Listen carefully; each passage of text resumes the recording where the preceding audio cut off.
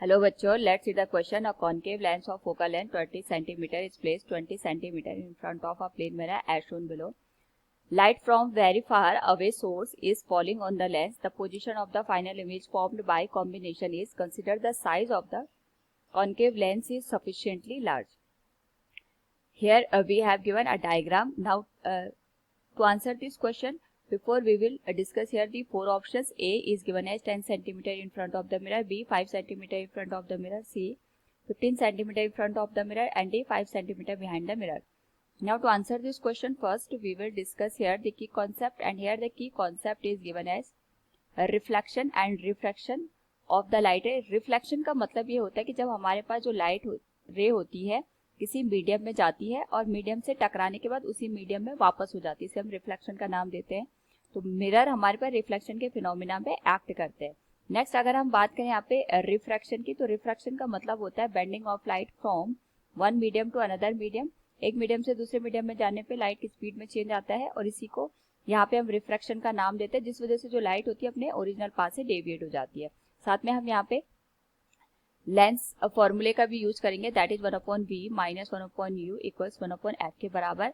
और साथ में प्लेन मिरर के थ्रू जो इमेज बनती है हमें ये ध्यान रखना है कि जितनी डिस्टेंस पे ऑब्जेक्ट रखा होता है उतनी डिस्टेंस पे हमारे पास यहाँ पे प्लेन मिरर के थ्रू जो इमेज की डिस्टेंस होती है फ्रॉम द मिरर वो हमारे पास सेम होती है. तो क्वेश्चन में सबसे पहले हम यहाँ पे जो गिवन कंडीशन है उसको अंडरस्टैंड करते हैं. यहाँ पे हमारे पास जो लाइट रेज दे रखी है, पैरेलल लाइट रेज दे रखी है, जब ये यहाँ पे लेंस पे जाएंगी तो रिफ्रैक्शन अकर होगा और रिफ्रैक्शन के बाद हमारे पास जो लाइट रे होगी ये यहाँ पे मिरर तक पहुंचेगी. मिरर से अगेन यहाँ पे रिफ्लेक्शन होगा और रिफ्लेक्शन के बाद जो लाइट रेज है अगेन यहाँ पे हमारे पास लेंस तक पहुंचेंगी. उसके बाद हमें देखना है कि जो फाइनल इमेज है वो कहाँ बन रही है. एक बात हमें और ध्यान रखनी है कि हमारे पास यहाँ पे जो प्लेन मिरर दे रखा है, प्लेन मिरर के थ्रू जो भी हमारे पास यहाँ पे इमेज बनेगी वो लेंस के लिए एज एन ऑब्जेक्ट का काम करेगी. और उससे पहले ये जो हमने फर्स्ट कंडीशन में लेंस को कंसिडर किया है उसके थ्रू जो इमेज बनेगी वो प्लेन मिरर के लिए एज एन यहाँ पे ऑब्जेक्ट का काम करेगी. तो नाउ सबसे पहले हम यहाँ पे रे डायग्राम ड्रॉ करेंगे. उसके लिए हम यहाँ पे एक लेंस को ड्रॉ करते हैं विच इज कॉन्केव लेंस. ये हमारे पास आ गया प्रिंसिपल एक्सिस. तो सबसे पहले जो लाइट रे है वो प्रिंसिपल एक्सिस के पैरेलल होगी, यहाँ से ये डाइवर्ज होती है और हमारे पास प्लेन मिरर पे जाके टकरा जाती है. यहाँ से रिफ्लेक्शन अकर होगा. रिफ्लेक्शन के बाद वी नो दैट हमारे पास प्लेन मिरर पे जितने एंगल पे लाइट इंसिडेंट होती है उतने ही एंगल पे ये लाइट को यहाँ पे रिफ्लेक्ट भी कर देगी. तो यहाँ पे अगर हम ऑब्जर्व करें हमारे पास जो एंगल ऑफ इंसिडेंस है और एंगल ऑफ रिफ्लेक्शन है सेम बनेगा.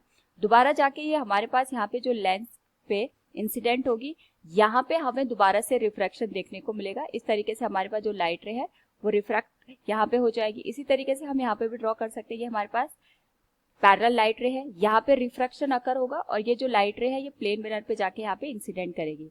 जितने एंगल पे ये यहाँ पे इंसिडेंट करेगी उतने ही एंगल पे जाके ये यहाँ पे रिफ्लेक्ट करेगी. दोबारा से ये यहाँ पे लेंस पे जाके रिफ्रैक्शन शो करेगी और इसके बाद जो लाइट रे है इस तरीके से, क्योंकि ये कॉन्केव हमारे पास लेंस है तो यहाँ से लाइट रे डाइवर्ज हो जाएगी. नाउ सबसे पहले अगर हम कंडीशन को अज्यूम करें फॉर ये हमारे पास लेंस मान लेते हैं हम यहाँ पे और ये मिरर है, तो जब ये लाइट रे यहाँ पे पैरेलल लाइट रे इस लेंस पे इंसिडेंट हुई होंगी तो हमारे पास जो लाइट रे इस तरीके से डाइवर्ज हो गई. नाउ अगर ये मिरर ना होता यहाँ पे तो हमारे पास जो ये लाइट रे है ये फोकस पे जाके यहाँ पे हमें मीट करते हुए अपीयर होती, क्योंकि हमें पता है कि ये लाइट रे पैरेलल है और पैरेलल लाइट रेज रिफ्रैक्शन के बाद हमेशा फोकस से आते हुए या फोकस पे मीट होते हुए हमें यहाँ पे अपीयर होते हैं फॉर अ कॉन्केव लेंस. तो यहाँ पे हमारे पास जो हमने कॉन्केव लेंस ले रखा है इसके लिए जो इमेज बनती यहाँ पे हमारे पास बनती दिस इज I1, क्योंकि इसके लिए जो लाइट रेज है ये आपस में पैरेलल है.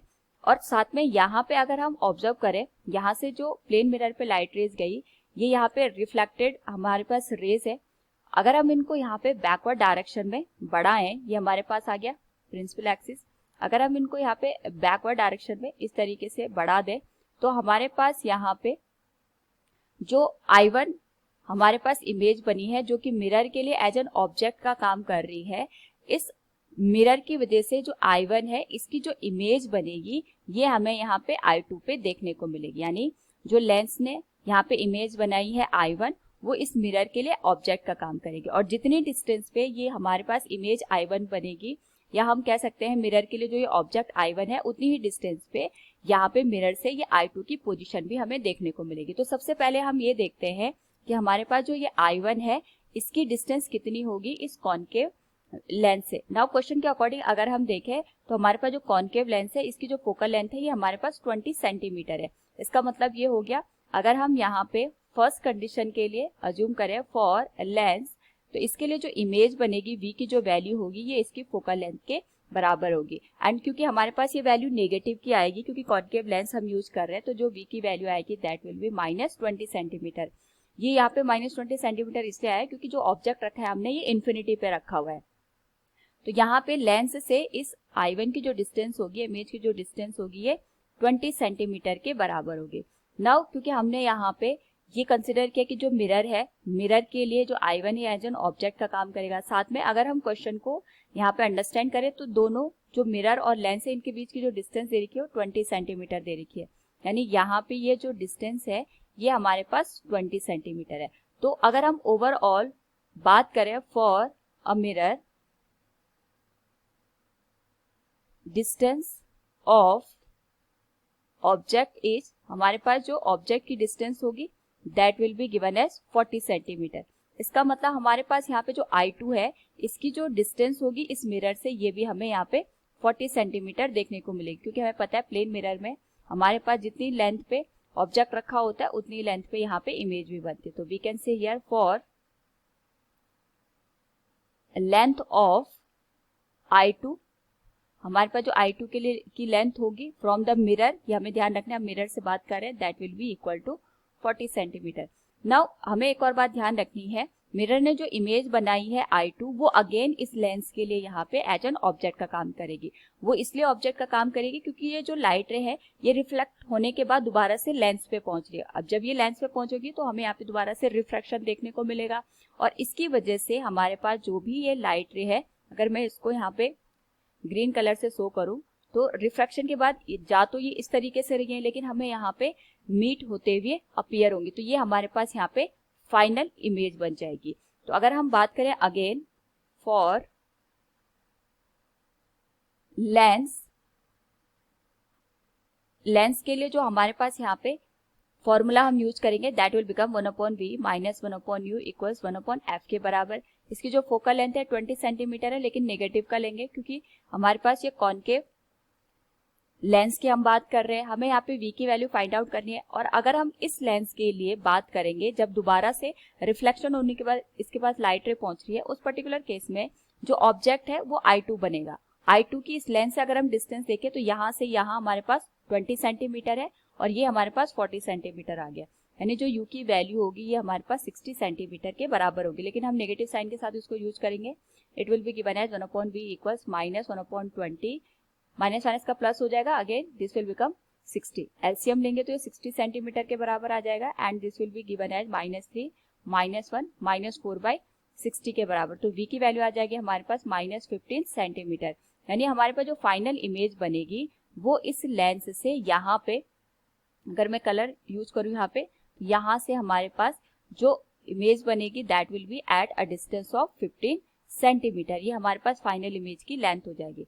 नाउ क्वेश्चन के अकॉर्डिंग अगर हम ऑब्जर्व करें तो हमसे पूछा गया the position of final image formed by the combination is, हमें ये बताने कॉम्बिनेशन के तो जो फाइनल इमेज बनेगी वो कहाँ बनेगी। अगर हम ऑप्शंस को देखें तो मिरर से ही सारी लेंथ पूछी गई है, तो हम यहाँ पे देख सकते हैं कि हमारे पास जो मिरर है, मिरर और लेंस के बीच की जो टोटल लेंथ है वो 20 सेंटीमीटर दे रखी है, और लेंस से जो फाइनल इमेज है वो 15 सेंटीमीटर है। तो जो रिमेनिंग लेंथ आ जाएगी हमारे पास वो 5 सेंटीमीटर के बराबर आ जाएगी। So we can say here 5 centimetre in front of mirror. Option B is the right one. Hope all you understood it. Thank you and best of luck.